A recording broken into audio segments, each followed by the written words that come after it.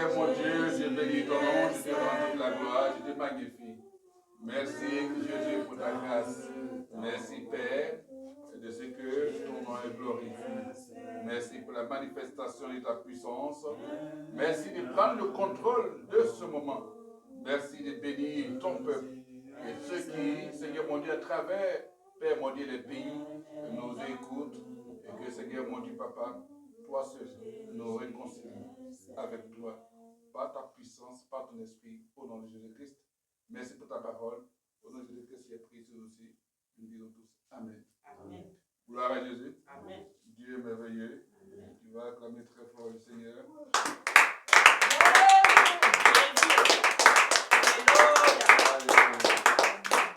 On va prendre nos Bibles. Voilà. On va prendre nos Bibles. On lit de 1 Jean chapitre 2, verset 15. 1 Jean chapitre 2, verset 15. On va sortir. On est dans notre série, dans notre, bien sûr, enseignement, dans notre démarche d'exhortation dans l'amour, bien sûr, de Dieu. Alléluia. Voilà. Et le thème, c'est l'amour de Dieu. L'amour de Dieu. Et mon Dieu, en ce mois, le Seigneur nous appelle à pouvoir l'aimer. Alléluia. Et cela est important pour, bien sûr, le plus important, bien sûr, pour les chrétiens que nous sommes. Il est important, bien sûr, de manifester notre amour pour Dieu. Gloire à Jésus. Voilà. Il faudrait que nous aimons Dieu réellement. On l'a dit que dans le message passé, c'est aussi aimons Dieu réellement. Et puis maintenant, on parle du thème, c'est l'amour de Dieu. Alléluia. Gloire à Jésus-Christ. Dieu nous dit, bien sûr, Dieu t'aimer. C'est pour cela que n'aimez point, bien sûr, le monde. Alléluia. Voilà. Il ne faudrait pas qu'on aime bien les choses de ce monde. Alléluia. On l'a dit, le monde, c'est ce qui est en opposition à Dieu. Hein. Voilà. Le monde concerne, bien sûr, tout ce qui s'oppose à Dieu et aux préceptes de Dieu. En d'autres termes, aux règles de Dieu, aux commandements de Dieu et aux enseignements de Dieu. C'est ça le monde. Voilà. Donc Dieu nous dit, la Bible nous dit de ne pas aimer le monde. Non pas de ne pas aimer les hommes, mais de ne pas aimer ce qui se passe dans le monde. Aujourd'hui, il y a plusieurs phénomènes qui se passent, mais ce sont les choses du monde. Alors que si tu es chrétien, tu es enfant de Dieu, tu ne dois pas aimer ça. Malheureusement, on voit qu'il y a même des chrétiens, enfin il y a des croyants, pour parler comme ça, et qui aiment les choses du monde. Et ils disent qu'il faut épouser l'ère du temps. Il faut être à la mode. Mais comment être à la mode? On peut être à la mode de la mauvaise façon. Oui. Je disais que on n'est pas né chrétien. Voilà. On est devenu chrétien. On a grandi dans des familles chrétiennes. Mais chacun de nous a son vécu avant de rencontrer le Seigneur. Et chacun de nous, bien sûr, a eu des pratiques.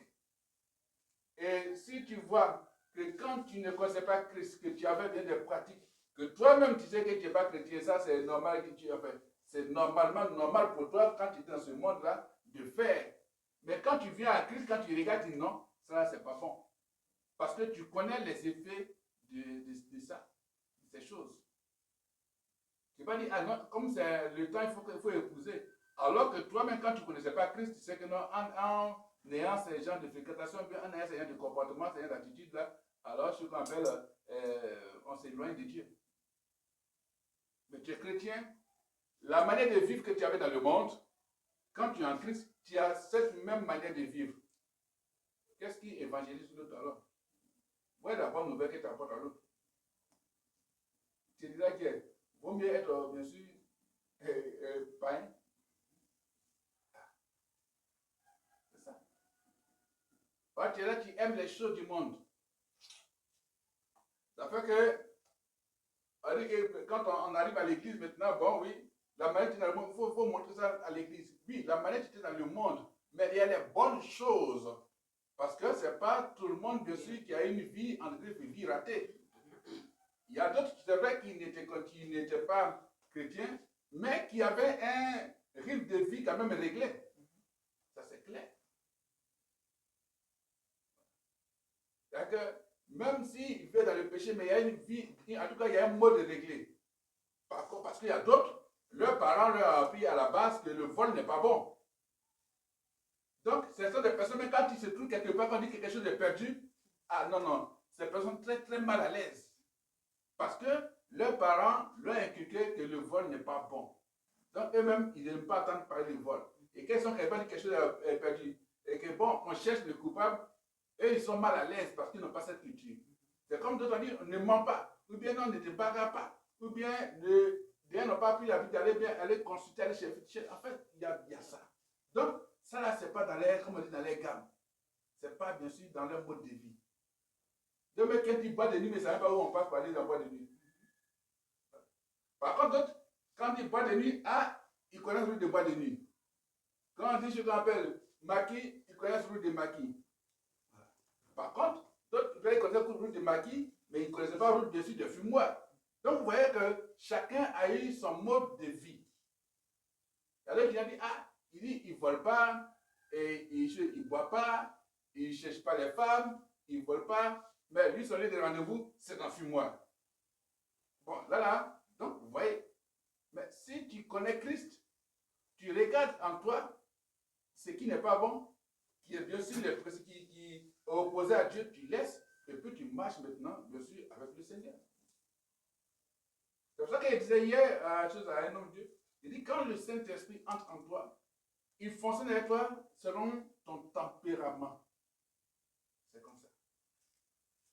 C'est ça que quand le gars, il parle la langue, il voit qu'il peut être agité parce que de nature, c'est une personne agitée. Mais une personne calme, quand il parle, tu vois qu'il parle parce que c'est bien sûr comme ça que le Seigneur fonctionne avec lui. C'est son tempérament.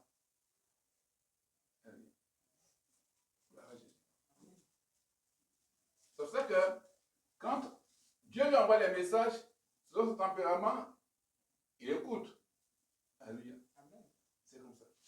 Donc, n'aimons pas le monde et les choses qui sont dans ce monde. Et les choses qui sont dans ce monde. Alléluia. Il n'a pas dit de ne pas aimer les hommes. Parce que les gens maintenant, fuyons le monde. Donc, du coup, ils confondent à fuir les hommes. Il n'a pas dit de fuir les hommes, mais de fuir le monde. Qu'est-ce que le monde propose? Est-ce que cela ne suit pas pour la dépravation? Est-ce que ça va pour détruire les mœurs? Quand c'est comme ça, alors tu quittes. C'est comme tu inscris ton enfant.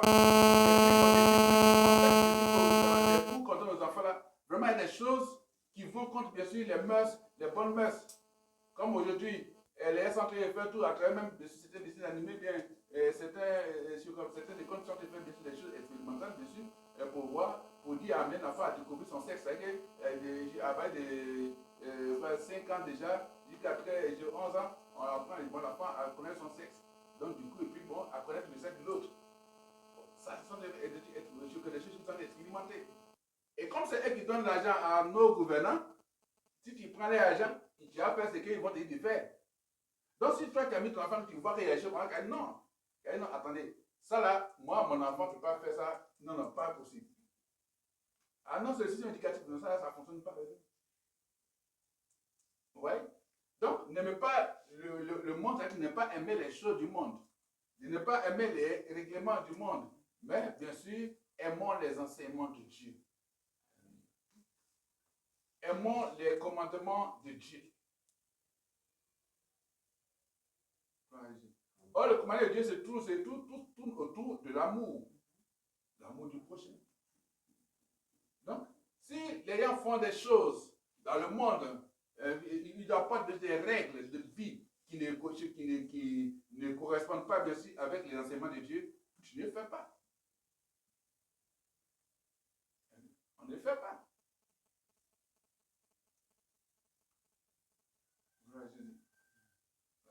Si c'est quelque chose qu'on peut t'imposer, non. Tu es libre. Tu dis soit Dieu voulait faire ou ne pas faire. Parce qu'il dit devant nous l'ami, Dieu voit. Voilà. Le chemin de la vie, le chemin de la mort. Donc, il ne faudrait pas que nous aimons. Donc, je rappelle les choses du monde. Si l'autre dit, il fait ça. Donc, si tu fais ça, ça va être bon. Alors, il faut faire quoi? Non. Mais en même temps, il ne dit pas que tu n'es pas allé travailler. Parce qu'on dit, tu compares le travail, c'est les choses du monde. Non, non. Abraham a travaillé. Adam et Ève ont travaillé. Quand ils ont fait leur rébellion, leur désobéissance vis-à-vis de Dieu, Dieu les a chassés du jardin sans y travailler. Voilà. Et puis, ils ont mangé. Donc, ton travail que tu fais, fais le bien, c'est tout. Voilà, fais le bien pour que ça apporte de bons fruits. Gloire à Jésus. Alléluia. Voilà. Donc, n'aimons pas le monde, mais aimons bien sûr notre Dieu. Gloire à Jésus. Voilà. N'aimez point le monde et les choses qui sont, bien sûr, dans le monde. Voilà. Parce que l'important, bien sûr, de pouvoir aimer Dieu. Gloire à Jésus-Christ. Voilà. Et donc, si quelqu'un aime, bien sûr, le monde, alors, bien sûr, l'amour, bien sûr, de Dieu n'est point en cette personne. Parce que tu aimes le monde, c'est qu'il n'y a pas l'amour de Dieu en toi. Si tu aimes ce que le monde te propose, c'est parce que les gens sont là, ils sont chrétiens, puis paf, tu vois, ils changent. Et non, Dieu regarde au cœur. Mais il ne regarde pas, bien sûr, ce que tu fais dans le cœur si tu aimes, non. Le monde adopte un style que tu vois que ce n'est pas bon. Il ne faut pas rentrer dedans aussi.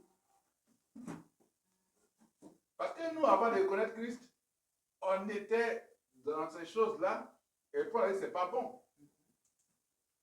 Donc, il ne peut pas être en Christ, mais ce qu'il a refusé là, c'est qu'il va faire Dieu forcément.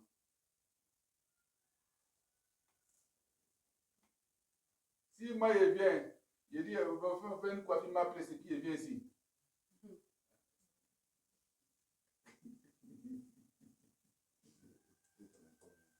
D'accord. Hein? Un autre gars dit, m'appeler. Je viens et dis, ah, les générations vont regarder, ah, qui est? C'est comment? Quand tu as ce style, on sait comment est-ce que tu vis. Tu vivais. Qui tu es, voilà. Voilà. Sinon, c'est pour pouvoir que mon message passe. Non, pas forcément. Quand Jésus, je sais quoi, il passe le message, le message passe. Alléluia. Et non, il faut avoir ce qu'on appelle une statut de protection. Et voilà, ça c'est protégé. Du coup, le monde dit, aide-toi et le ciel t'aidera. C'est ça. Le monde dit, aide-toi, Dieu va t'aider. Bon, quand tu lis la parole, non. Donc, ton aide-toi, ça veut dire quoi? Donc, tu vas, ce qu'on appelle, avec une alliance, un pacte avec le diable. Donc, tu fais alliance avec le pacte, et puis Dieu va t'aider. Ah non, quand même. Soyons sincères, soyons honnêtes avec nous-mêmes. Deux forces opposées. L'enfer, le paradis. Tu dis, bon, si tu t'en fais alliance avec l'enfer, et puis même le paradis va venir vers toi. Bon, ça là, vraiment, c'est pas possible.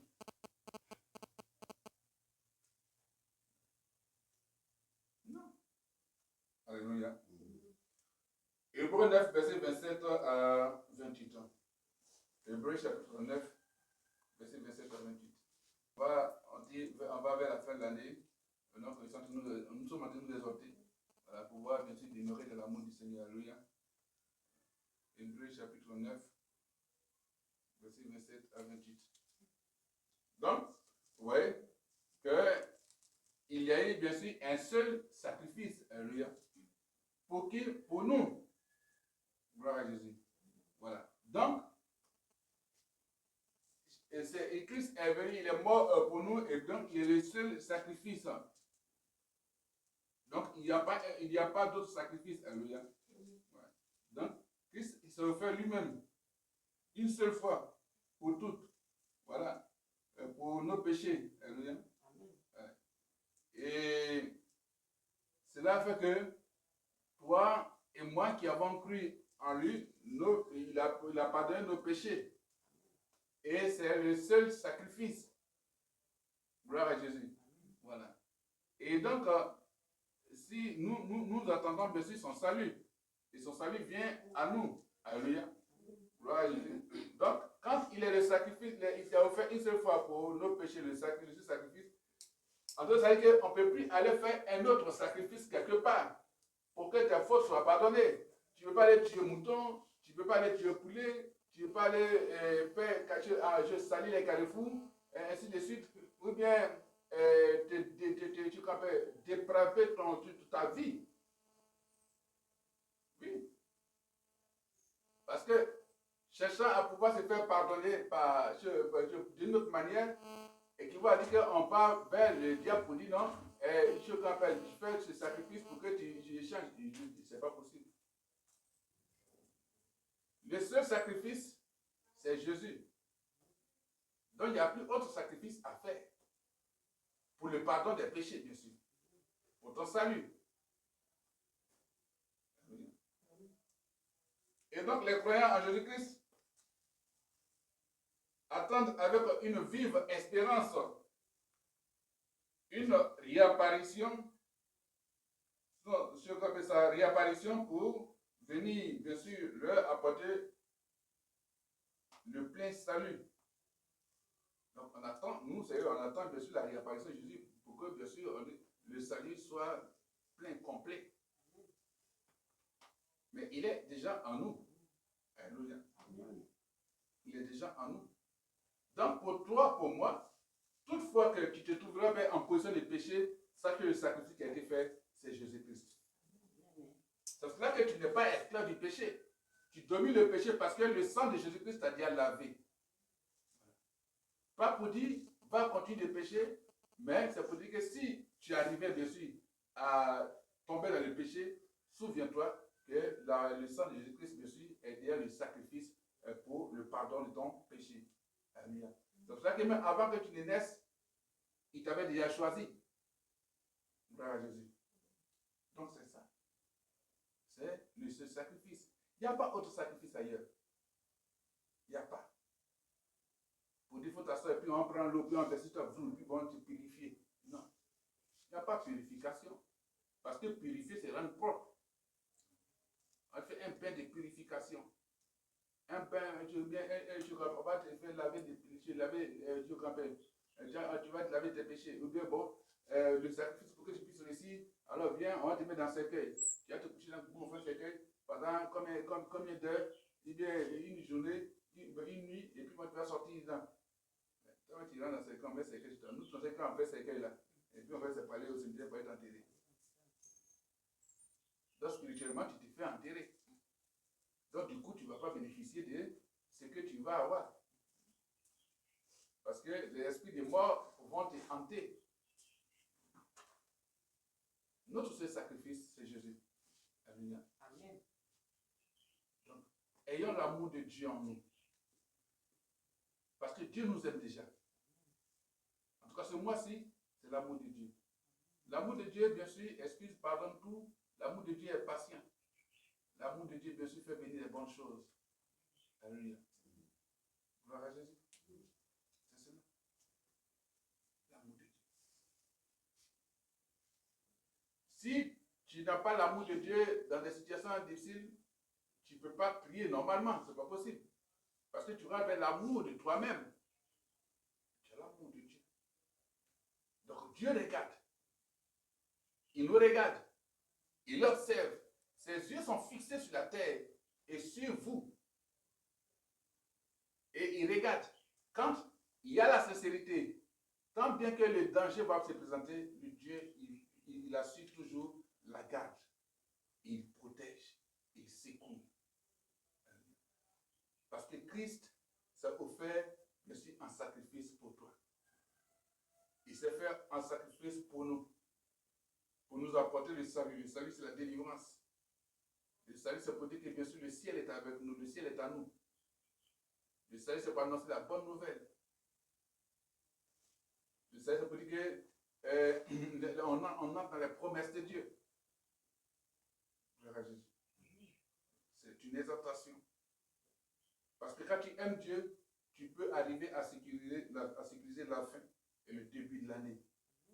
Parce qu'on va proclamer pour sécuriser la fin de l'année et le début de l'année. Gloire à Jésus. Mais pour le faire, il faut aimer Dieu. à Jésus. Exode 20, verset 1 à 3. Exode chapitre 20, verset 1 à 3. Exode chapitre 20, verset 1 à 3. Gloire à Jésus. Amen. Vous voyez que le Seigneur adresse ses premières paroles. Il dit, il est l'Éternel, notre Dieu. Alléluia. Voilà, je suis l'Éternel, ton Dieu, qui t'a fait sortir, je suis du pays d'Égypte, la maison de servitude. Tu n'auras pas d'autre Dieu devant ma face. Alléluia.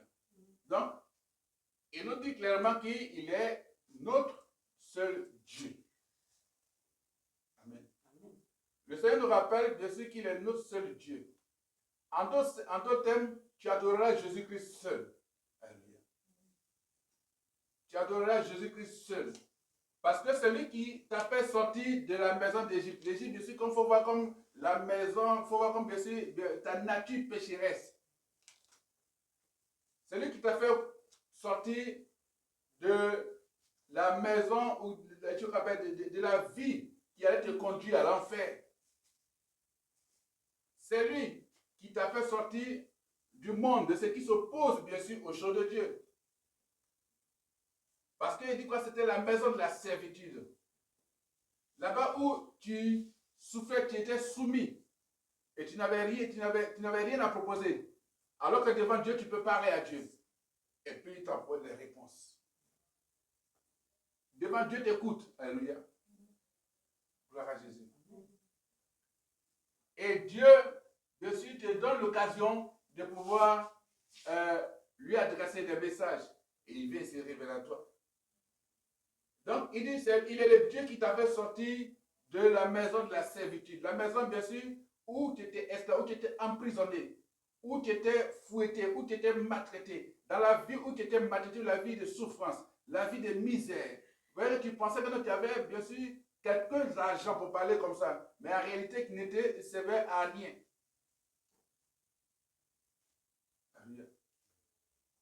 Et c'est cet argent, ou entre griffes, ces argents, pour parler comme ça, ne te servait pas à grand chose. Parce qu'il fallait toujours aller renouveler ta souffrance. Tu as pris aujourd'hui, mais c'est pour un timing. Donc il faut courir pour les renouveler. Or, Jésus est venu pour te faire sortir de cette vie. La vie de blocage, la vie de souffrance. La vie de la perdition. Parce qu'il est venu ici pour les brebis perdus, pour ceux qui sont perdus. Il est venu pour les malportants comme ça, pour les malades. Et il est venu. Donc quand il dit, il te sort de tout cela, il te donne la liberté, alors il ne faudrait pas que nous ayons un autre Dieu devant sa face. Il ne faudrait pas que le monde vienne, bien sûr, pour te dire, adore telle chose, adore la bête. Adore le bois. Adore tel animal. Chez nous, c'est le dragon qui parle. Chez nous, c'est serpent. Chez nous, c'est tortue. Chez nous, c'est escargot. Chez nous, c'est papaye. Chez nous, c'est du riz. C'est graine, ainsi de suite. Je ne sais pas, chez toi, c'est quoi? L'enregistrement, ça passe? C'est pas arrêté? D'accord. Donc, chez nous, c'est telle chose qui gouverne notre famille. Dieu dit que tu n'auras pas d'autre Dieu devant sa face. C'est-à-dire que quand tu viens adorer devant ta face, il ne doit pas avoir d'autre Dieu. C'est lui Dieu on doit voir. C'est Jésus-Christ qu'on doit voir. Voilà. Parce que c'est le nom qui t'a laissé sur la terre afin de pouvoir lui parler. Il n'y a pas trois dieux. Il n'y a qu'un seul Dieu. Jésus-Christ. Quand on dit Trinité, tout ça, c'est pas dans la Bible. Non. Tu n'as pas voir Trinité dans la Bible. On dit Dieu le Père, Dieu le Fils, Dieu le Saint-Esprit. Non. C'est Dieu tout court. C'est Dieu tout court.